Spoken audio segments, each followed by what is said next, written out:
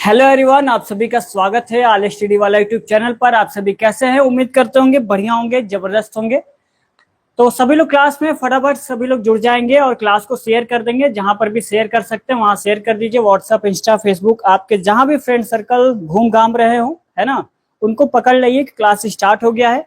और मैं बता दूं, लिटरेचर में ये जो सप्लीमेंट्री में थर्ड लेवल जो आपका चैप्टर चल रहा है ना, आज ये लास्ट क्लास होने वाला है। इसके बाद आपको क्वेश्चन आंसर कराया जाएगा, ठीक है। तो सभी लोग जो बुक है ना उसको सामने खोल के रख लेंगे। मानता हूं यहाँ पे कि आपको अच्छे से दिखाई नहीं दे रहा होगा, ये बात मैंने बहुत 2-3 वीडियो में देख लिया है ना। तो आप लोग केवल बुक ओपन करके रख लीजिएगा और पैराग्राफ आप सभी को दिख रहा होगा, बट आई हैव नेवर, यानी कि थर्ड पेज पे कि सेकंड पेज पे है ना। तो वहां से आप लोग देख लीजिएगा और उसको आराम से पढ़ने का प्रयास करिए, ठीक है। चलो, इतनी बात क्लियर हो गई ना। तो हम क्या करते हैं, आज यहाँ पे जो कहानी हम पढ़ने वाले हैं ना बेटा, उससे पहले क्या है, थोड़ा बहुत रिवीजन कर लेते हैं कल के बारे में, ठीक है, कि हमने कल क्या क्या पढ़ा था, ठीक है। चलिए, Preeti ji good evening. Sir good evening. ये क्लास रहती है 6:10 पे, लेकिन हमारी जो हाल है ना वो डेली का यही है कि लेट हो जाया करता है। मनीष सर की आज हम क्लास खा गए है ना, इनकी क्लास आएगी लेट, ठीक है। चलो आगे बात कर लेते हैं। अब देखो, हमने कल की क्लास में क्या बताया था कि जो हमारे चार्ली साहब है ना, उनके बारे में बात करते हैं। जैसे यहाँ लिखा हुआ है, but I have never again found the corridor that leads to the third level at Grand central Station, although I have tried often enough. कल के क्लास में लास्ट में हमने बताया था कि भैया जो चार्ली साहब है वो थर्ड लेवल को खोजने का प्रयास करते हैं, लेकिन क्या है, उनको थर्ड लेवल नहीं मिलता है ना। ये बात मैंने कल की क्लास में बताया था, लेकिन उसके थोड़ा बहुत पहले और पढ़ लेते हैं। देखो, चार्ली जी क्या करते हैं, उनको पता है कि वो टाइम ट्रेवल करके कहाँ पास्ट में पहुंच चुके हैं, है ना। तो जब पास्ट में पहुंच चुके हैं तो वो सोचते हैं कि यूनाइटेड स्टेट में कई सारे जगह है ना, तो वहां पे क्यों ना हम लोग घूम लिया जाए। ये कल की क्लास में पढ़ा था हम लोगों ने कि यूनाइटेड स्टेट्स में हम कई जगहों पे क्यों नहीं घूम लेते हैं, है ना। और उनके मन में ये चलता है कि फर्स्ट वर्ल्ड वार जो है उसमें तो अभी 20 साल बाकी है, और सेकेंड वर्ल्ड वार उसमें तो 40 साल होने में बाकी है ना। तो क्यों ना एक काम करते हैं, अपने लिए और अपने वाइफ लुइजा के लिए कुछ 2 टिकट खरीदते हैं और पूरा एकदम बढ़िया से घूम घाम के आएंगे, तब मजे करेंगे, ठीक है। आलसी कहेंगे सर जी, हम नहीं है, वो मनीष सर है, हम नहीं है, बिल्कुल नहीं है ना। हम आलसी कैसे हो गए, है ना। हमारी क्लास 6:10 पे रहती है, माना 1 घंटा लेट है तो हम आलसी कैसे हो गए, बताइए। तो वो क्या करते हैं, 2 टिकट खरीदते हैं। लेकिन 2 टिकट खरीद तो लेते हैं, लेकिन उनके पास केवल क्या है, एक उपाय है कि केवल एक तरफ जा सकते हैं, दूसरी तरफ से आने के लिए उनके पास पैसे नहीं है ना। तो जब वो टिकट काउंटर पे जाते हैं, यानी कि इंफॉर्मेशन बूथ पे जब जाते हैं, तो वो अपने पैसे निकाल के काउंट करने लगते हैं ना। जब काउंट करते हैं तो जो क्लर्क रहता है, तो क्लर्क उनकी तरफ देखता है, यानी घूरता है और घूर के कहता है कि भैया तुम ये क्या कर रहे हो, है ना, ये कौन से पैसे तुम गिन रहे हो, ये तो पैसे है ही नहीं, है ना, ये तो पैसे है ही नहीं, तुम मेरे साथ फ्रॉड करने की कोशिश कर रहे हो, मैं तुम्हें जेल भेज दूंगा। इससे क्या करते हैं, जो चार्ली साहब घबरा जाते हैं। घबराने के बाद क्या करते हो, वो जो इन्फॉर्मेशन बूथ में जो आदमी बैठा रहता है, यानी क्लर्क जो बैठा रहता है, उसके कैश ड्रॉर में देखने का प्रयास करते हैं भैया नोट कैसा रखा हुआ है, यानी पैसे कैसे रखे हुए हैं। तो उन्हें ये पता लगता है कि जो पैसे है ना वो थोड़े डिफरेंट दिख रहे हैं, क्योंकि अभी प्रेजेंट में 2026 में हम लोग हैं, तो कुछ करेंसी आपको अलग देखने को मिलेगा, नोट कुछ अलग देखने को मिलेगा। लेकिन आप पुराने जमाने में जाओगे तो वहां नोट कुछ अलग प्रकार के देखने को मिलता है ना। तो जब ये चार्ली देख लेते हैं तो कहते हैं भैया हमें जेल वेल नहीं जाना है, हम दौड़े दौड़े भाग के चले आते हैं। कहाँ भाग के चले आते हैं, वो आपके फर्स्ट लेवल पे चले आते हैं, यानी थर्ड लेवल पर गए थे, वहां से दौड़े दौड़े भागे फर्स्ट लेवल पे चले आते हैं। भैया 1894 में हमें जेल नहीं जाना है, क्योंकि जेल तो जेल होता है, चाहे वो 2026 का हो चाहे वो 1894 का हो, जेल जेल होता है, तो हमें वहां नहीं जाना है। और जब ये वापस आते हैं तो वापस आने के बाद बैंक जाते हैं, ठीक है ना। और बैंक जाने के बाद वहां से क्या है, $300 क्या है निकालते हैं।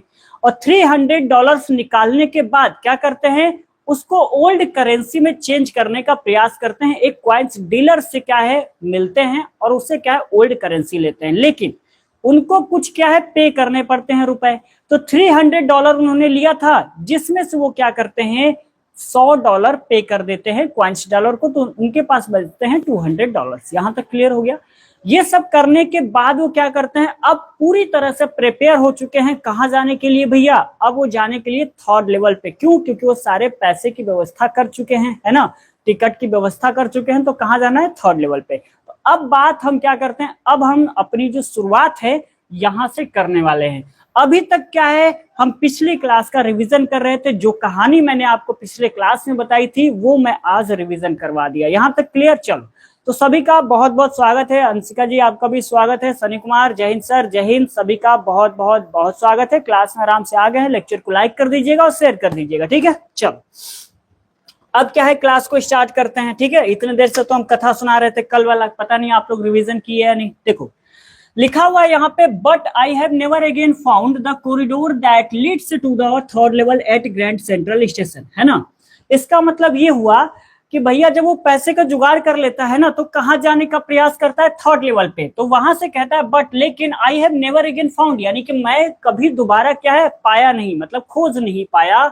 किसको? द कॉरिडोर के, यानी उस गलियारे को, दैट जिससे मैं क्या है, ग्रैंड सेंट्रल स्टेशन के थर्ड लेवल पर गया था। बात इतनी क्लियर हो गई। कल की क्लास में भी बताया था कि क्या है, but I have never again found the corridor, यानी मैं उस गलियारे को नहीं ढूंढ पाया जिससे मैं ग्रैंड सेंट्रल स्टेशन के थर्ड लेवल पर गया था।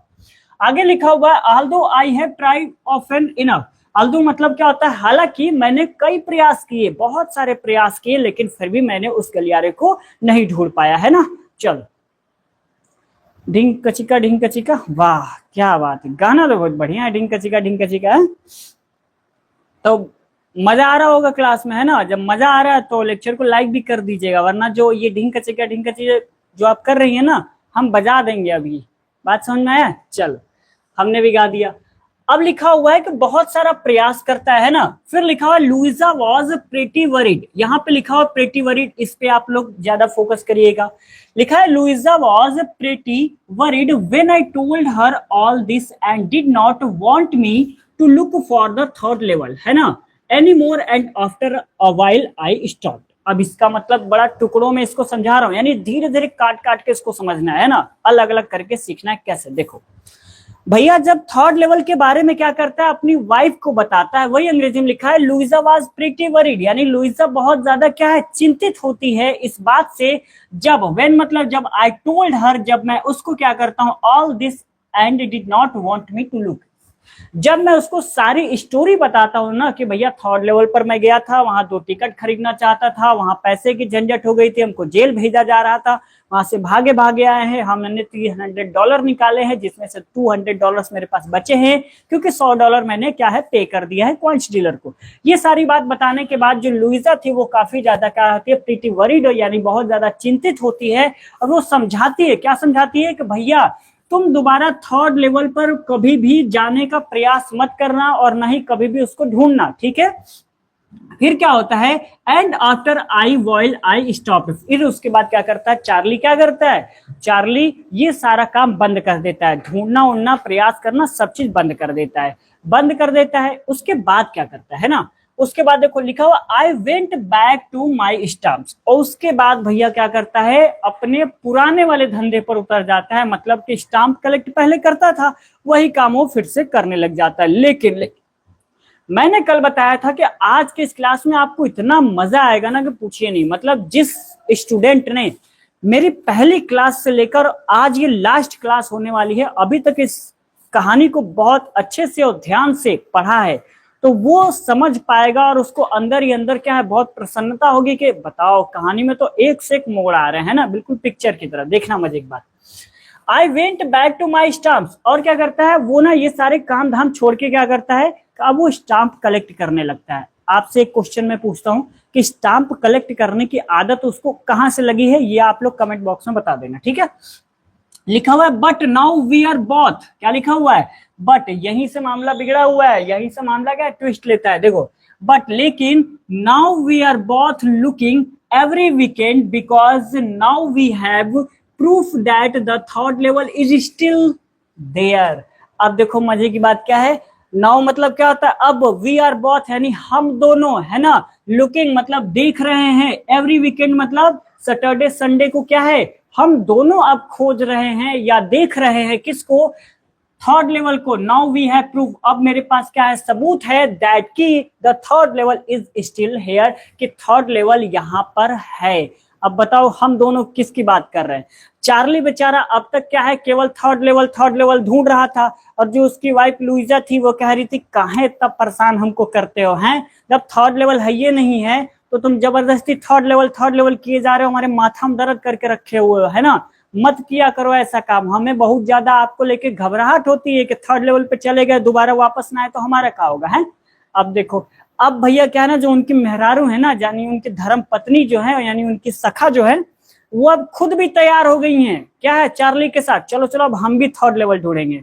यानी चार्ली साहब तो खुदे पगले थे, है ना, अब उनकी जो मेहरारू वो खुदे पागल हो गई हैं। अब बात को समझ आई, इसीलिए कहा जाता है पागल के साथ मत रहा करो, पागल हो जाओगे। तो पहले आदमी खुद पागल था, अब अपने मेहरारू को भी पागल करके रखा हुआ है। तो मेहरारू उनकी क्या कह रही है, यानी उनकी धर्म पत्नी कह रही है कि भैया एक काम करते हैं चार्ली जी, अब आज से हम और आप दोनों लोग मिलके क्या है थर्ड लेवल को ढूंढेंगे। कुछ बात समझ आई, कि जो आज तक कह रहा था कि भैया ये काम न करो वो खुद भी करने लगा है। बात समझ आई? आप लोग अपने मतलब छोटे भाई को कहते होगे कि भैया ज्यादा मत खेला करो, पढ़ा करो, और आप उसके साथ खुद ही निकल जाते हो खेलने के लिए, ऐसा करते हो ना। तो वही हाल आज हुआ है कि लुइजा के साथ, कि लिखा हुआ बट लेकिन नाउ वी आर बोथ, यानी कि चार्ली और लुइजा दोनों क्या करते हैं, लुकिंग यानी खोजते हैं या देखते हैं, एवरी वीकेंड यानी सैटरडे संडे वीकेंड, यही होता है ना, सैटरडे और संडे को क्या है खोजने का प्रयास करते हैं, बिकॉज क्योंकि नाउ वी हैव प्रूफ, क्योंकि इन दोनों के पास क्या है अब सबूत आ गया है। किस बात का सबूत आया है, कि the third level is still here, यानी कि थर्ड लेवल यहाँ पर मौजूद है। बात बताओ ये ट्विस्ट आपको कैसा लगा? अभी तक तो आपको लग रहा था केवल चार्ली, लेकिन अब यहाँ पे एक और एंट्री ली है कौन, उनकी पत्नी जी। बताओ ये बात क्लियर हुई कि नहीं क्लियर हुई? मजा आया? अभी देखना, अभी और ज्यादा कहानी में ट्विस्ट है, अभी देखना। आगे लिखा हुआ my friend Sam veneer disappeared. अब देखो, अब जो इनका दोस्त था ना वो अब गायब हो चुका है। दोस्त क्या था उनका, गायब हो चुका है। जैसे ही चार्ली के साथ में क्या होता है, उनकी वाइफ की एंट्री होती है कि चलो भैया हम दोनों लोग ढूंढते हैं, है ना। अब इससे सैम भी बहुत ज्यादा परेशान था कि भैया थर्ड लेवल काहे ढूंढा करते हो यार, जागते हुए तुम सपना बहुत देखते हो। जैसे ही उनकी वाइफ की एंट्री होती है चार्ली के साथ, बेचारा सैम गायब हो जाता है। अब बताओ मजा आया यहाँ तक? हम जब इस कहानी को पढ़ रहे थे तो हमें बड़ा मजा आया था, एक की एंट्री हो रही है तो दूसरा गायब हो जा रहा है।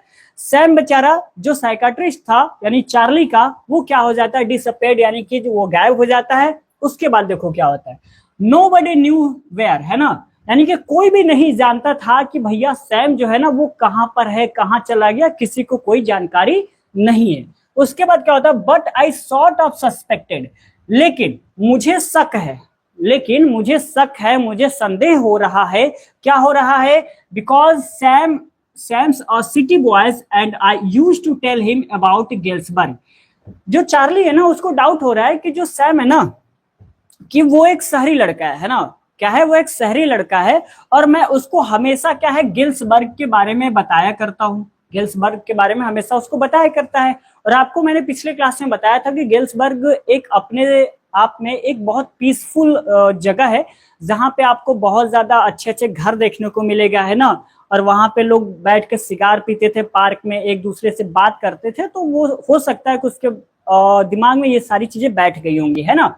आगे लिखा हुआ आई वेंट टू स्कूल, जब मैं स्कूल जाया करता था तो उसके बारे में उसको बताया करता था। और लिखा हुआ एंड ही ऑलवेज सेड, और वो कहता है, क्या कहता है, he liked the sound of the place. तब वो कहता है, सैम कहता है ना, जब मैं ये चार्ली ये कहता है कि सैम को मैं गेल्सबर्ग के बारे में बताया करता था, और वो एक शहरी लड़का है, और मैं ये बताया करता था कि गेल्सबर्ग अपने आप में बहुत क्या है पीसफुल मतलब जगह है, वहां पे लोग बहुत अच्छे हैं, है ना।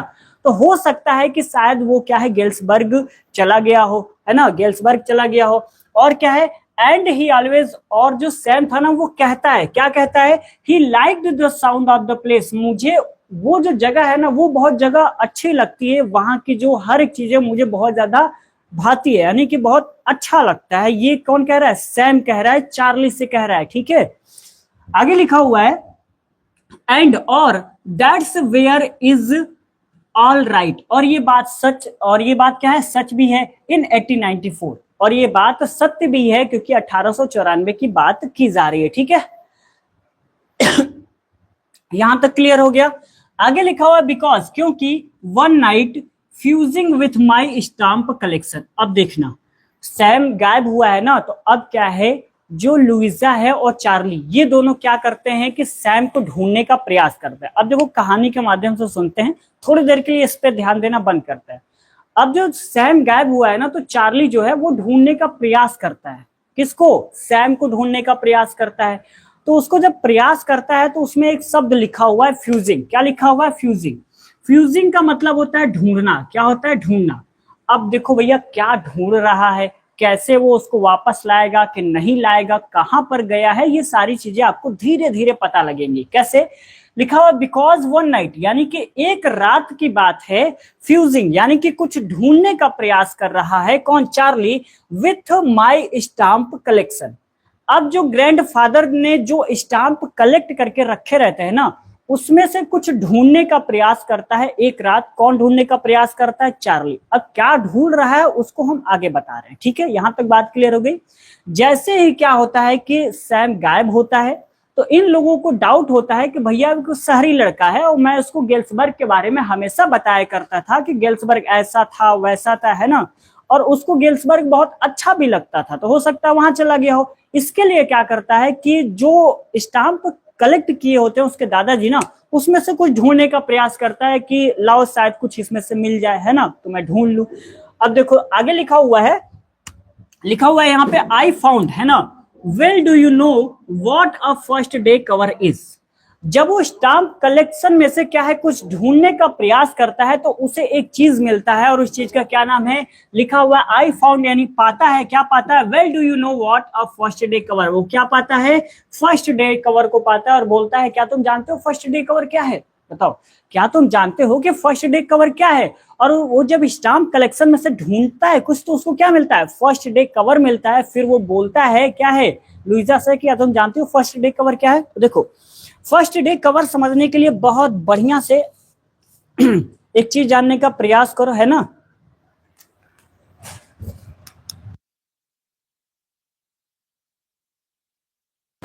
देखो उसको जानने के लिए सबसे बढ़िया बात है कि मेरे पास एक एनवेलप है ना, एक लिफाफा ऐसे ले लेते हैं। इस लिफाफा के अंदर क्या करते हैं, मैं एक ब्लैंक पेपर डालता हूं। क्या है? Blank paper. ध्यान रखिएगा जो मैं शब्द यूज कर रहा हूं ना, ब्लैंक पेपर, ये अपने आप में बहुत ज्यादा इंपॉर्टेंट है क्योंकि आगे आपको कुछ देखने को मिलेगा। मैं इस एनवेलप में क्या है एक ब्लैंक पेपर ऐसे डाल दिया है, ठीक है, यहां तक क्लियर हो गया। अब इस ब्लैंक पेपर पे क्या है, मैं यहाँ पे गोल सा स्टाम्प लगा देता हूँ, है ना। पुराने जमाने में आपको पता होगा कि जो स्टाम्प होता था ना बेटा, वो ऐसे होता था। मैंने पहले भी बता रखा, फिर से बताता हूँ। एक स्टाम्प ऐसे होता था गोल सा, है ना, यहाँ पे कुछ एक्टर का यहाँ पे फोटो लगा होता था, जैसे क्वीन का हो गया, किंग का हो गया, तो वहां पे फोटो लगा होता था। तो ये एक एनवेलप मैंने लिया। मैंने इस एनवेलप के अंदर एक खाली सा ब्लैंक पेपर डाल दिया। डालने के बाद मैंने यहाँ पर कुछ एड्रेस लिखा। एड्रेस लिखने के बाद मैंने वो स्टाम्प लिया, यानी मुहर लिया, और यहाँ पे ऐसे चिपका दिया। चिपकाने के बाद मैंने कहा कि भैया एक काम करो, इसको मेरे ही एड्रेस पे भेजना, है ना। मेरे एड्रेस पे भेजोगे तो जो ये स्टाम्प यहाँ पे गोल सा जो चिपका है ना, उसको मैं उखाड़ के अपने पास रख लूंगा और इससे हमको कोई मतलब नहीं है। अब एक चीज याद रखना, ये चीज पता हो गया फर्स्ट डे कवर क्या होता है। फर्स्ट डे कवर का मतलब ये भी जान लो कि जब जिस दिन जो ये गोल सा वाला जो स्टाम्प यहाँ चिपकाओगे वो पहले ही दिन इशू होता है। जैसे मैंने जारी किया ये गोल सा वाला जो स्टाम्प था, आज मैंने जारी किया, और आप आज ही पहुंच कर क्या करते हो, एक एनवेलप लेते हो, एक ब्लैंक पेपर डालते हो, और वो जो स्टाम्प था उसको यहाँ चिपका देते हो और कहते हो भैया हमको इस एड्रेस पे हमारे यहाँ पहुंचा देना। तो आज मैंने ये स्टाम्प जारी किया और आज ही आपने इसको अपने घर पे मंगवा लिया, तो मैंने इसको यहाँ से उजाड़ा और अपने जेब में रख लिया, यानी अपने घर पे रख लिया, ठीक है। तो वो होता है फर्स्ट डे कवर। उम्मीद करते होंगे इतनी बात आपको क्लियर हो गई होगी। यदि नहीं अभी भी समझ में आ रहा है तो एक बार बता दो जी सर नहीं समझ में आया, और ब्लैंक पेपर वाला बात ध्यान रखना, वो आगे आपको अच्छे से समझ में आएगा, ठीक है। तो यही लिखा हुआ आई फाउंड यानी कि पाया, वेल डू यू नो क्या तुम जानते हो what A first day cover. First day cover क्या है? फर्स्ट डे कवर उसको प्राप्त होता है, ठीक है। आगे लिखा हुआ when a new stamp is issued, है ना, जब एक नया स्टाम्प क्या है जारी होता था, है ना, जब एक नया जो स्टाम्प है वो जारी होता था तो क्या है आगे लिखा हुआ stamp collector buy some and use them to mail envelope to themselves. अब देखो यहां मजे की बात लिखा हुआ when a new stamp is issued, यानी कि जब नया जो स्टाम्प था वो जिस दिन जारी होता है ना, उस दिन क्या होता है, स्टाम्प कलेक्टर। अब देखो स्टाम्प कलेक्टर कौन कौन से हो जाएंगे। मैंने आपको पहले क्लास में बताया था कि जो स्टाम्प कलेक्ट करने का काम है वो चार्ली करता है, चार्ली के दादाजी करते हैं, और प्रेसिडेंट रूजवेल्ट, ये 3 लोग हैं जो क्या है, स्टाम्प कलेक्ट करने का काम करते हैं। तो इन्हीं को हम क्या बोलेंगे, स्टाम्प कलेक्टर बोलेंगे। क्या बोलेंगे, स्टाम्प कलेक्टर। ठीक है ना, तो इतनी बात क्लियर हो गई। किसको बोलेंगे, चार्ली को बोलेंगे, चार्ली के ग्रैंडफादर हो जाएंगे, और क्या, प्रेसिडेंट रूजवेल्ट, ये तीनों स्टाम्प कलेक्टर हैं। तो जिस दिन क्या है स्टाम्प जारी होता है उसी दिन ये तीनों क्या करते हैं, यानी कि स्टाम्प कलेक्टर क्या करते हैं, उस स्टाम्प को क्या है, बाय सम, यानी कुछ, और जो स्टाम्प है उसको कलेक्ट मतलब खरीद लेते हैं। बाई मतलब क्या होता है, खरीद लेते हैं। And use them to mail envelope, और इसका इस्तेमाल जो है ना वो कहाँ पे करते हैं, एनवेलप पे करते हैं। यानी कि मैंने आज जारी किया है ना, स्टाम्प आज जारी किया, और इस एनवेलप पे मैंने क्या है, यहाँ पर उसको प्रयोग कर लिया, यानी मैंने वहां पे चिपका दिया। अभी अभी मैंने समझाया, ठीक है। तो मेल एनवेलप मैंने प्रयोग कर लिया, to themselves on the very first day of sale and the post mark proves the date. अब देखो मैंने उसको क्या है, अपने घर पे मंगवा लिया है ना, क्या है, एनवेलप पे मैंने प्रयोग करके उसको अपने घर पे मंगवा लिया। जब घर पे मंगवाया तो ऑलरेडी बताओ उस पे डेट मेंशन होगा कि नहीं होगा, क्योंकि जब आपने मुहर लगाया है और जिस तारीख को वो जारी हुआ है तो उस पे डेट दिया होगा ना। तो वही यहाँ पे कहने का प्रयास कर रहा है, क्या प्रयास कर रहा है, कि जो पोस्टमार्क है वो यह प्रूव करता है कि इस डेट को क्या है, आपका जो स्टाम्प है वो जारी हुआ था। यहां तक बात क्लियर हो गई। चलो आगे बढ़ते हैं। लिखा हुआ the envelope is called a first day cover. जो एनवेलप होता था उसको हम क्या बोलने का प्रयास करते थे बेटा, तो फर्स्ट डे कवर बोलने का प्रयास करते थे। सभी को पता हो गया। आगे लिखा हुआ है दे आर नेवर ओपन, है ना, इसको हम कभी भी ओपन नहीं करते थे। जब भी एनवेलप आपके घर पे जाता था तो भैया स्टाम्प हम उजाड़ते थे और उसको कलेक्ट करके रख लेते थे, पेपर साइड में रख देते थे, यानी एनवेलप खोलने की जरूरत ही नहीं है। क्यों नहीं जरूरत है, क्योंकि एनवेलप के अंदर ऑलरेडी ब्लैंक पेपर रखा हुआ है, उसमें तो कुछ लिखा ही नहीं गया है। बताओ कुछ लिखा गया है नहीं ना, तो ब्लैंक पेपर है तो हम क्यों खोलेंगे भैया। तो लिखा हुआ है दे आर नेवर ओपन, यानी उसको खोलते नहीं थे। ठीक है, आगे लिखा हुआ है you just put blank paper, क्योंकि उसमें क्या है, हम एक ब्लैंक पेपर को रखते थे। ठीक है, आगे लिखा हुआ इन द एनवेलप, यानी कि एनवेलप के अंदर। आगे लिखा हुआ दैट नाइट, यानी कि उस रात क्या होता है, अमंग माई ओल्डेस्ट फर्स्ट डे कवर। अब देखो उस रात क्या होता है कि जितने भी यहाँ पे कवर रखे हुए थे ना, जितने भी फर्स्ट डे कवर रखे हुए थे, यानी ओल्डेस्ट, यानी जितने पुराने ओल्डेस्ट कवर रखे हुए थे, उसमें क्या होता है, I found one that should not have been there. अब मजे की बात देखना, अभी तक क्या है, वो सारे स्टाम्प जो कलेक्शन था उसमें से कुछ ढूंढने का प्रयास करता है, तो उसमें से मिलता है फर्स्ट डे कवर, मिलता है कि नहीं मिलता है। अब उस फर्स्ट डे कवर में आपको पता है कि ब्लैंक पेपर आपको सारे के सारे मिलते हैं। तो ये कहने का प्रयास कर रहा है कि भैया एक रात क्या होता है, एक रात क्या होता है कि मैं जितने भी ओल्डेस्ट फर्स्ट डे कवर थे, देखो जितने क्या है फर्स्ट डे कवर ओल्डेस्ट थे, उसमें से मुझे एक ऐसा कवर दिखाई देता है जो उनके साथ नहीं रहना चाहिए। उनके साथ किसके, यानी उन कवर के साथ में नहीं रहना चाहिए, यानी उन लेटर्स के साथ में नहीं रहना चाहिए। जैसे मान लेते हैं एक डस्टबिन रखा हुआ है, उस डस्टबिन के अंदर आप लोग क्या डालेंगे, कूड़ा ही तो डालेंगे ना। लेकिन आप एक नया नया शर्ट डाल आएंगे कूड़ेदान में, तो आपको क्या लगेगा कि यार डस्टबिन में तो कूड़ा होना चाहिए, यहाँ पर तो नया नया शर्ट क्यों किसी ने फेंका है। उसी तरह यहाँ पर ये कह रहा है कि जितने भी हमारे ओल्डेस्ट फर्स्ट डे कवर थे ना, उन सभी में एक चीज कॉमन था कि सारे के सारे ब्लैंक थे, जो लेटर थे सारे ब्लैंक थे।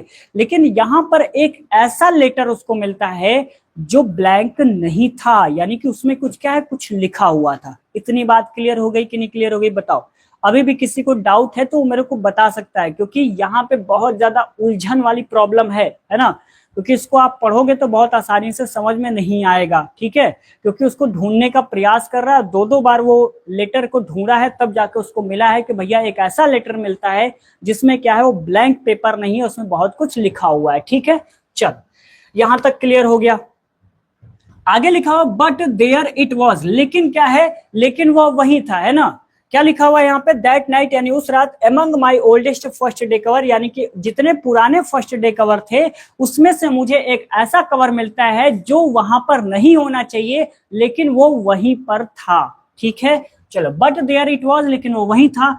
आगे लिखा हुआ इट वॉज देयर बिकॉज, वह वहां पर इसलिए था, बिकॉज क्योंकि someone had mailed it to my grandfather, क्योंकि किसी ने मेरे ग्रैंडफादर को मेल किया था, यानी मेरे ग्रैंडफादर को यानी मेरे दादाजी को किसी ने भेजा था। ठीक है, चलो आगे बात कर लेते हैं। एट इज हिज होम, यानी उनके घर पर भेजा था, और घर उनका कहाँ था बेटा, तो गेल्सबर्ग में था, तो यानी गेल्सबर्ग उनके घर पर भेजा गया था ये वाला लेटर। ठीक है, आगे लिखा हुआ that's what the address on the envelope said, जो एनवलप पे क्या है एड्रेस लिखा गया था ना, उसी एड्रेस की क्या है मैं बात कर रहा हूं कि उसी एड्रेस यानी गेल्सबर्ग में हमारे दादाजी के घर पर भेजा गया था इस लेटर को। ठीक है, आगे लिखा हुआ and it had been there since July 1894, ये कब की बात है, तो 1894 की बात की जा रही है, यानी 18 जुलाई 1894 की बात की जा रही है, उसी समय इस लेटर को भेजा गया था। आगे लिखा हुआ the post mark sold it, यानी कि जो पोस्ट मार्क है ना वो दिखाने का प्रयास कर रहा है क्या, कि ये जो लेटर है 18 जुलाई 1894 को ये लेटर भेजा गया था। ठीक है, आगे लिखा हुआ at I did not remember, अब देखो उसको यही नहीं पता है ना कि यार इसको मैंने कभी देखा था या नहीं देखा था, है ना, मतलब इस लेटर को हमने इसके पहले कभी देखा था या नहीं देखा था हमें नहीं पता, क्योंकि आपको याद होना चाहिए कि वो अपने पुराने जो फर्स्ट डे कवर से उसमें से जब ढूंढने का प्रयास कर रहा था ना, तो हो सकता है कि उसी में से एक लेटर उसके हाथ में आया हो लेकिन उसको पता नहीं लगा हो, ऐसा हो सकता है ना, लेकिन उसको बाद में एक कवर ऐसा मिल ही जाता है जिसमें कुछ अलग दिखता है। ठीक है, तो वही कह रहा है कि पता नहीं मैं इसको देखा हूं कि नहीं देखा हूं, मुझे याद नहीं है। ठीक है, चलो आगे लिखा हुआ है the stamp was a 6 cent, अब देखो जो वहां पे लेटर भेजा गया था ना दादाजी के पास वो क्या है 6 सेंट का था, और लिखा हुआ डल ब्राउन, और डल ब्राउन कलर का था। आगे लिखा हुआ with a picture of president Garfield, और उस पर कौन से प्रेसिडेंट के पिक्चर लगे हुए, तो गार्लफील्ड के लगे हुए थे, इतना ध्यान रखिएगा। आगे लिखा हुआ naturally when the envelope came to granddad in the mail it went right into his collection and there, अब देखो इसका मतलब जैसे ही वो एनवलप क्या है दादाजी के पास पहुंचता है तो दादाजी क्या करते हैं, दादाजी एनवलप को साइड में रख देते हैं और उसका जो स्टाम्प है वो अपने आप अपने पास उसको कलेक्ट करके रख लेते हैं, यानी एनवलप से छुड़ाते हैं और उसको अपने पास रख लेते हैं। आगे लिखा हुआ till I took it out and open it, है ना, फिर क्या करता है उसको जो एनवेलप था यानी जो लिफाफा था उसको चार्ली उठाता है, और उठाने के बाद क्या करता है ओपन इट, और उसको खोलता है। ठीक है, खोलने के बाद क्या है the paper inside was not blank, मैंने शुरू में कहा था जितने भी एनवेलप थे सारे के सारे एनवेलप के अंदर एक ब्लैंक पेपर रखा हुआ था, लेकिन चार्ली को एक ऐसा लेटर मिलता है जिसके अंदर ब्लैंक पेपर नहीं था, और वही ब्लैंक पेपर के बारे में मैं बात कर रहा हूं। उसको वो उठाता है, उठाने के बाद उसको खोलता है तो पता लगता है भैया क्या है, उसको ये पता लगता है कि ये जो पेपर है ना वो क्या है ब्लैंक नहीं है, क्या है ब्लैंक नहीं है, यानी कुछ लिखा गया है। फिर उसको क्या है पढ़ने का प्रयास करता है। यहां तक क्लियर है? चलो सभी को मेरे तरफ से गुड इवनिंग है, सभी का बहुत बहुत स्वागत है ना, गुड इवनिंग, जय मां सरस्वती सर जी, जय मां सरस्वती। ठीक है, बहुत बढ़िया। दिया जी आपका भी बहुत बहुत स्वागत है। I am come back sir, ठीक है ठीक है, सब लोग गाड़ी वाड़ी से आए हो क्या? I am come back sir, एकदम बुलेट ट्रेन चला दो यहाँ पे। ठीक है, लेक्चर को लाइक कर दीजिएगा आप लोग सभी लोग, है ना। आगे बढ़ते हैं। अब देखो यहाँ पे जो आपको सर्कल में दिखाई दे रहा है ना बेटा, वो एक लेटर लिखा गया है। अब देखो लेटर वो किसके लिए है, आपको ये बात पता लग गया ना कि लुइजा इतने दिन से कह रही थी कि भैया एक काम करो कि जो थर्ड लेवल है उसको खोजने का प्रयास ना करो। अब उनके साथ चार्ली जी के साथ मिलकर क्या कर रही हैं, चलो हम भी जो थर्ड लेवल है उसको ढूंढते हैं, है ना, यही तो कहती हैं। जैसे वो ये करने का प्रयास करती हैं भैया सैम गायब हो जाते हैं, है ना, और सैम गायब हो जाते हैं तो इन लोग बहुत प्रयास करते हैं कि मिले कैसे, है ना। इसके लिए क्या है बहुत सारे पेपर इन लोग ढूंढते हैं, तो उसमें से उनको फर्स्ट डे कवर मिलता है जिसको पता लगता है कि ये ब्लैंक पेपर नहीं है, तो लाओ इसको पढ़ लेते हैं। इतनी कहानी अब तक थी। अब जो ये लेटर लिखा गया है ना, इसमें देखना ये लेटर है किसके लिए, बहुत ज्यादा आश्चर्यजनक बात है। ठीक है, चलो ये जो लेटर लिखा गया है चार्ली के लिए लिखा गया है, ये तो बात क्लियर हो गई, लेकिन इसमें कैरेक्टर कौन है वो मजे की बात है। ये उसका एड्रेस हो जाएगा 941 विल्डार्ड स्ट्रीट, ये जिस गली में रहता है उसका ये नाम हो जाएगा, गेल्सबर्ग इलिनॉइस जगह हो जाएगा, और 18 जुलाई 1894 को ये लेटर लिखा गया है ना।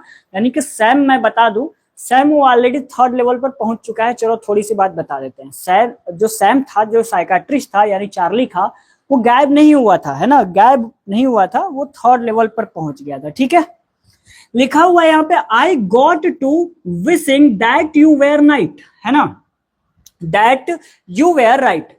अब देखो यहाँ पे जो आई लिखा हुआ है ना बेटा, ये क्या है, आई सैम के लिए यूज किया गया है। किसके लिए, सैम के लिए। यानी कि एक बात आप ध्यान रखो कि जो चार्ली था 3rd लेवल पे 100 बार जाके आ चुका था, लेकिन पैसा वैसा कलेक्ट करके 3rd लेवल पे पहुंचने का प्रयास करता है, तो बेचारे को वो गलियारा ही नहीं मिलता है कि 3rd लेवल पर पहुंच जाए। यानी कि वो इस समय प्रेजेंट में ही है, लेकिन जो सैम था ना वो प्रेजेंट में था, लेकिन अब वो पास्ट में चला गया। अब बताओ, जो बंदा ऑलरेडी एक्सपीरियंस है ना 3rd लेवल पे जाने के लिए, वो ऑलरेडी 1st लेवल पे लटका हुआ है, और सैम बेचारा 3rd लेवल पे जा पहुंचा है। तो जो 3rd लेवल पे पहुंच चुका है वो ये कहने का प्रयास कर रहा है चार्ली जी को, क्या कहने का प्रयास कर रहा है धीरे धीरे सब मुझे भूले जा रहे हैं। अच्छा, हमें लगा ये चैप्टर हम भूले जा रहे हैं, बताओ यार, कोई नहीं भूल रहा है ना। चलो आगे बात करते हैं। तो सैम क्या करते हैं, 18 जुलाई 1894 को एक लेटर लिखते हैं, और उस लेटर में क्या बोलते हैं कि भैया देखो, आई सैम है ना, तो लिखा हुआ I got to wishing that you were right. यहाँ पे सैम ये कह रहा है कि ऐसा मैं उम्मीद करता था कि तुम, मतलब ऐसा मैं उम्मीद करता हूं कि तुम सही हो, है ना, ऐसा मैं उम्मीद करता हूं कि तुम्हारी जो बात है ना 3rd लेवल वाली वो सही हो। ठीक है, ऐसा कौन कह रहा है, सैम कह रहा है, और ये ऑलरेडी 3rd लेवल पे पहुंच के तब बोल रहा है लेटर के माध्यम से। ठीक है ना, इतनी बात ध्यान रखना। क्या कह रहा है सैम कि मैं उम्मीद करता हूं, विश करता हूं कि तुम्हारी जो बात है ना ये 3rd लेवल वाली वो ठीक ठाक हो, सही हो, है ना। आगे लिखता है then I got to believing you were right and Charlie it's true. अब ये कह रहा है कि भैया चार्ली तुम्हारी बात बिल्कुल सत्य है, ये बात मैं बिल्कुल मान चुका हूं अब कि 3rd लेवल सच में यहां पर है। क्यों है, आगे बताते हैं। आगे लिखा हुआ I found the 3rd level, क्योंकि मैं ऑलरेडी 3rd लेवल पर आ चुका हूं, है ना। ये कौन कह रहा है, सैम कह रहा है। बेचारा वो 1st लेवल पर है और सैम ऑलरेडी 3rd लेवल पर आके कह रहा है कि भैया आज तक हमको लगता था 3rd लेवल नहीं है, बस मैं आशा करता था कि जो तुम्हारी बात है वो सत्य हो, लेकिन अब मैं रियली में भरोसा कर चुका हूं कि 3rd लेवल है। तुम्हारी बात चार्ली क्या है, बिल्कुल करेक्ट है, एकदम मजेदार वाली बात है ना। चलो आगे लिखा हुआ I have been here 2 weeks, मैं यहाँ पे 2 सप्ताह से हूँ। चार्ली बेचारा लेकिन परेशान है कि हमारा दोस्त साइकियाट्रिस्ट कहाँ गायब हो गया है ना, उसको ढूंढ रहा है। ये तो 3rd लेवल पे यहाँ मजे कर रहे हैं, कैसे मजे कर रहे हैं वो भी दिखा रहे हैं, है ना। क्या कह रहा है कि मैं यहाँ पे 2 हफ्ते से हूँ, and right now down the street at the daily someone is playing a piano. कह रहे थे ना मजे कर रहा है, देखो क्या कर रहा है। सैम ये कह रहा है कि मैं एक ऐसे गली में हूं जहां पे कुछ लोग क्या है, जहां पर कुछ लोग पियानो बजाने का काम कर रहे हैं ना, पियानो बजा रहे हैं। और वो किस गली में मतलब टहल रहा है या घूम रहा है, तो उस गली का नाम है डेलीज। क्या है, डेलीज, दिल्ली नहीं बोल रहे हैं, डेलीज बोल रहा है ना। तो वहां पर क्या है, डेलीज में क्या है, कुछ लोग हैं जहां पर पियानो बजाने का काम कर रहे हैं, और मैं वहीं पर हूं और 2 हफ्ते से 3rd लेवल पर मजे कर रहा हूं। ऐसा कौन कह रहा है, सैम कह रहा है, चार्ली को पत्र लिख कर कह रहा है। ठीक है, चल आगे लिखा हुआ and they are all out on the front singing sing. एक मिनट रुक जाओ, कुछ ऐसा लग रहा है गलत लिख गया है ना। एक तो जो लिखते हैं हमको खुद नहीं समझ में आ रहा है क्या लिखा हुआ है, रुक जाओ बता रहे हैं। लिखा हुआ यहाँ पे they are all out on the front singing saying Haley home, है ना, हेली लिखा हुआ है, सॉरी क्या लिखा हुआ है, हेली होम। ये कह रहा है ना जो गाना गाया जा रहा है, यानी एक आदमी तो पियानो बजा रहा है ना, कहाँ पे, डेली स्ट्रीट में, और यहाँ पे कुछ गाने गाए जा रहे हैं। वो कौन से गाने हैं, तो वो गाने के नाम हो जाएगा सिंग हेली होम। सारे लोग कौन सा गाना गा रहे हैं बेटा, तो उसका नाम हो जाएगा सिंग हेली होप। ठीक है, इतनी बात क्लियर हो गई। क्या कह रहा है सैम? सैम ये कह रहा है कि मैं जिस गली में हूँ उस गली का नाम डेलीज है, जहां पे कुछ लोग पियानो बजा रहे हैं और सारे लोग क्या है पार्क में बैठकर गाना गा रहे हैं, और उस गाने का नाम क्या हो जाएगा? सिंग हेली होम, ये गाना हो जाएगा। ठीक है, इतनी बात क्लियर हो गई। आगे लिखा हुआ है and I am invited over of lemon made, है ना, और मुझे इनवाइट किया गया है, आमंत्रित किया गया है, क्या है कि मैं यहाँ पर आऊं और बैठ के आराम से सिकंजी पीऊं, है ना। लेमन मेड मतलब क्या होता है? सिकंजी। तो मुझे इनवाइट किया गया है कि मैं यहाँ पर आऊं, आराम से बैठूं, आराम से एक तो सिकंजी पीऊं। ठीक है, यहाँ तक क्लियर। आगे लिखा हुआ है कमन बैक, यानी कि तुम वापस आ जाओ। किसके लिए बोला जा रहा है? चार्ली के लिए। तो कमन बैक चार्ली एंड लुइजा। अब जो सैम है ना वो कह रहा है भैया एक काम करो चार्ली, और तुम्हारी जो सखा है ना, यानी तुम्हारी धर्म पत्नी जो है, उनको चुपचाप जल्दी से यहाँ थर्ड लेवल पे बुला लाओ। तो ये कह रहा है कमन बैक, यानी जल्दी से आ जाओ। चार्ली एंड लुइजा के लिए बात की जा रही है। आगे लिखा हुआ है keep looking till you find the third level, यानी कि तुम प्रयास करते रहो जब तक तुम्हें थर्ड लेवल मिल नहीं जाता। ठीक है ना। आगे लिखा हुआ it's worth it believe me, तुम अपने आप पे भरोसा रखो, तुम्हारी जो ये मेहनत है वो क्या है? व्यर्थ नहीं जाएगी। बात इतनी क्लियर हो गई कि नहीं क्लियर हो गई? गुरुजी आपके शिष्य हाजिर है। चलो चलो, बहुत अच्छी बात है। यदि हमारी सारी शिष्या और बेचारे शिष्य जो है ना, दोनों लोग यानी स्टूडेंट, गर्ल्स बॉय, जितने लोग भी यहाँ हाजिर हैं, उनसे एक निवेदन है कि वो लेक्चर को लाइक कर देंगे। ठीक है, क्योंकि इसको लिखने में ऑलरेडी 1 घंटा लगता है। हम मनीष सर की क्लास खा के बैठे हुए हैं, उनकी 7:30 बजे क्लास होती है, पढ़ा हम रहे हैं। ठीक है, तो उसके लिए फटाफट लाइक वाइक कर दो आप लोग। ठीक है, चलो आप लोग को भी सिकंजी पीना है तो इसके बाद अभी पिलाया जाएगा, मनीष सर पिलाएंगे सबको सिकंजी। आगे बात कर लेते हैं। तो ये लेटर हो गया खत्म, और ये लेटर किसके लिए था? चार्ली के लिए था। और ये सैम क्या है? लिखता है। ठीक है, किसके लिए? चार्ली के लिए। बात क्लियर हो गई? आगे बात कर लेते हैं। यहाँ लिखा हुआ है द नोट इज साइन, है ना। जो वो लेटर लिखा रहता है उस लेटर पे क्या है? सैम के यहाँ साइन होता है। मान लेते हैं यहाँ पे सैम कैसे साइन लिखा होगा, है ना, यहाँ पे साइन ऐसे किया होगा, ऐसा कहा जा रहा है कि द नोट इज साइन, यानी कि लेटर पे क्या है? साइन किया होगा। आगे लिखा हुआ है at the stamp and coin store I go to I found out that some about $800, है ना। अब देखो जो चार्ली था ना वो क्या करता है कि वो स्टाम्प और क्या है एक स्टोर पे जाता है, क्वाइन स्टोर पे जाता है, वहां ये श्योर करने के लिए कि भैया जो सैम गया था ना, कुछ ले वे के गया था कि फकीर की तरह चला गया था, मोदी जी की तरह, है ना। हम तो फकीर हैं, झोला उठा के चल देंगे, पता नहीं झोला में कुछ रखेंगे भी या नहीं रखेंगे। तो पता करने के लिए जाता है कि जो सैम है भैया कुछ ले वे कर गया था कि नहीं गया था, है ना। तो वो क्वाइन स्टोर पे जाता है, तो वहां पे देखता है आई गो टू आई फाउंड, वह पाता है, क्या पाता है कि दैट द सैम बाउट, यानी सैम खरीदता है कितना? $800 खरीदता है। कितना? 800। अब आपको पता है जब बेचारा चार्ली जो था ना, वो जब थर्ड लेवल पे जाने का प्रयास कर रहा था तो वो कितने डॉलर्स खरीदा था? $300 खरीदा था, जिसमें $100 क्या होता है वो पे कर देता है क्वाइन स्टीलर को, फिर उसके पास $200 बचता है। लेकिन उससे होशियार तो इनका दोस्त निकल जाता है, वो कहता है हम 200 300 400 नहीं लेकर जाएंगे, सीधे 800 लेकर जाएंगे, है ना। तो $800 क्या है लेकर थर्ड लेवल पर जाता है। ठीक है, चलो आगे लिखा है worth of old style currency, यानी कि ओल्ड स्टाइल जो करेंसी होता है उसको लेकर जाता है। आगे लिखा है that out to set him up in a nice little hay feed and grains business. और वहां पे जाने के बाद क्या है? वहां जाने के बाद बहुत अच्छा सा बिजनेस करता है, यानी भूसा का बिजनेस करता है और अनाज का बिजनेस करता है। देख लो इसकी माइंड तो देखो, वहां जाके कैसा बिजनेस करता है? भूसा का करता है और अनाज का करता है। अब पुराने जमाने में जा रहे हो तो वहां पे साइकेट्रिस्ट का तो कोई काम है नहीं, क्योंकि पुराने जमाने में लोगों के पास इतना सर दर्द नहीं होता था जितना आज 1 मिनट के अंदर मतलब 1 मिनट के अंदर आपके पास इतना सर दर्द हो जाता है ना कि 2-4 मेडिसिन खानी पड़ती होंगी। लेकिन 1894 में इतना सर दर्द नहीं होता था, तो इसने एक फैसला लिया कि भैया हम जो साइकेट्रिस्ट है ना उसकी कोई जरूरत है नहीं, तो हम क्या करते हैं भूसा का और अनाज का हम क्या करते हैं बिजनेस कर लेते हैं। तो वो क्या करता है, हे मतलब होता है भूसा, ग्रेन मतलब होता है अनाज, तो इसका क्या करता है वो बिजनेस कर लेता है। आगे लिखा हुआ ही always said that's what he really wished he could do. और वो हमेशा कहा करता था, कौन? सैम जो था वो हमेशा ये कहा करता था कि भैया जो हम ना यही बिजनेस करना चाहते हैं, ठीक है, and he suddenly can't go back to his old business, और वो यह कहता है कि भैया हम जो अपना पुराना बिजनेस है ना उसमें वापस नहीं लौट सकते।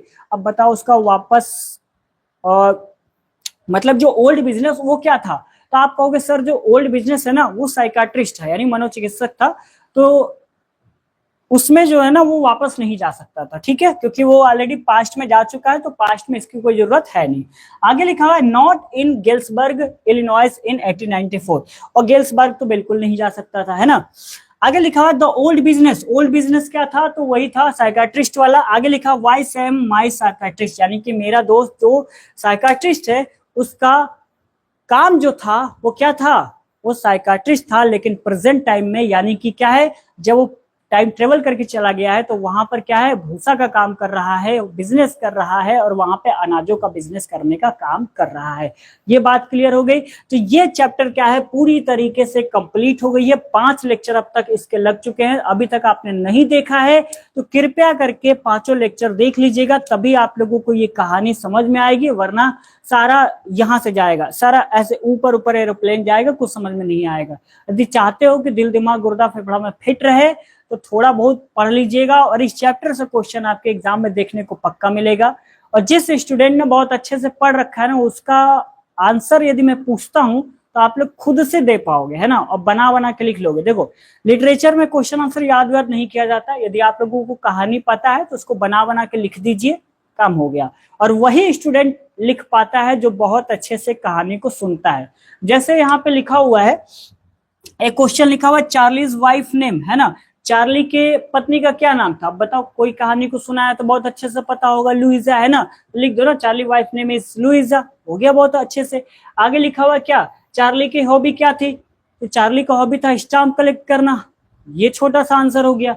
तीसरा लिखा हुआ how did Charlie reach the third level, third level पर वो कैसे पहुंचा, तो भैया थर्ड लेवल पर ऐसे पहुंचा कि एक दिन ऑफिस में बहुत लेट कार्य कर रहा था, उसको मन में आता है कि लाओ अब हम कहाँ चलते हैं, घर चलते हैं। तो वो क्या करता है कि बस जो था ना उससे लेट पहुंच सकते हैं घर, तो वो क्या करता है कि एक सबवे रास्ता लेता है, यानी भूमिगत रास्ता लेता है, ताकि मेट्रो पकड़ के वो आसानी से कहाँ पहुंच सके, घर पहुंच सके। तो वहां पे जब जाता है तो फर्स्ट लेवल पे वो ये देखता है कि 20वीं शताब्दी की ट्रेन देखने को मिल रही है। तो फर्स्ट लेवल से वो क्या है, थोड़ा सा और आगे पहुंचता है, तो सेकंड लेवल पे पहुंचने के बाद उसको पता लगता है कि सबर्बन ट्रेनें मिल रही है, सबर्बन मतलब नगरों की ट्रेनें, यानी लोकल ट्रेन वहां पे देखने को मिल रही है। थोड़ा सा और आगे जाता है तो एक आर्क्ड डोरवे मिलता है, और उसमें जैसे ही वो एंटर करता है वो खो जाता है, यानी कि थर्ड लेवल पर वहीं पहुंच जाता है, ठीक है ना। तो बात यही समझ में आ गई, तो ये हो गया। आगे लिखा who is the friend of Charlie, अरे भैया इतनी बार पढ़ चुके हो, अभी अभी सैम गायब हुए थे, और सैम कौन है, चार्ली के फ्रेंड थे जो कि साइकाट्रिस्ट थे, तो यहाँ पे क्या लिखोगे, Sam is the friend of Charlie, है ना, ये हो जाएगा। आगे लिखा who collected stamp, stamp collect करने का काम कौन करता था, तो आपके चार्ली करते थे, चार्ली के ग्रैंडफादर करते थे जो कि गेल्सबर्ग में रहते थे, और क्या प्रेसिडेंट रूजवेल्ट स्टाम्प कलेक्ट करते थे, ये 3 लोग, और इन तीनों को मिलाकर स्टाम्प कलेक्टर कह सकते हैं। ये बात क्लियर हो गई। आगे लिखा what kind of clothes was Charlie wearing, है ना, चार्ली किस प्रकार के कपड़े पहना हुआ था, बताओ चार्ली किस प्रकार के, तो आप क्या बताओगे, स्ट्रॉ हैट पहना हुआ था, है ना, एक गोल सा टोपी पहना हुआ था, क्लास में मैंने बकायदे फोटो भी दिखाया था कि इस तरीके का गोल टोपी होता है, और क्या एक फैंसी बैंड लिए हुआ था, और कुछ एक कोट पहने हुआ था जो कि यहाँ से थोड़े बहुत क्या है मुड़े हुए थे, जिसको गार्बाडाइन सूट बोलते हैं, कोट टाइप का होता है, ठीक है। आगे लिखा हुआ है यहाँ पे what kind of trains used to be available on the first level of grand central station, यानी कि ग्रैंड सेंट्रल स्टेशन के फर्स्ट लेवल पर किस प्रकार की ट्रेनें मिला करती थी। तो अभी अभी हमने बताया कि 20वीं शताब्दी की ट्रेन मिलती थी, जो काफी बड़े बड़े ट्रेनें हुआ करती थी, बहुत दूर दूर जाया करती थी। तो बताओ, इतना इजी था, सारे चैप्टर के जो क्वेश्चन आंसर जितने बन सकते थे मैंने बना दिए। अब बात है क्वेश्चन आंसर सर आप कब करवाएंगे, तो कल करवाएंगे, लेकिन जो क्वेश्चन आंसर है वो रिकॉर्डेड आपको मिलेगी, वो लाइव क्लास नहीं मिलेगी, ठीक है। ये बात मैं क्लियर कर दे रहा हूँ कि उसके 2 क्लासेस लगे चाहे 3 क्लासेस लगे, मैं आपको रिकॉर्डेड ही दूंगा, उसको लाइव नहीं कराया जाएगा, ठीक है। इतनी बात क्लियर हो गई। यदि किसी को कुछ कहना है, क्लास बढ़िया लगा हो तो कुछ भेज सकते हैं, क्लास से विदा लगते हैं, आपकी अगली क्लास आने वाली है, ठीक है। सॉरी सर, हम चले गए थे और हम इतने देर में जितना कथा था वो सुना चुके हैं, अब हम भी जानने वाले हैं, ठीक है। किसी को कुछ कहना है? चलो फिर मिलते हैं कल के क्लास में, तब तक के लिए सभी को धन्यवाद, नमस्ते, प्रणाम, सभी को बाय बाय।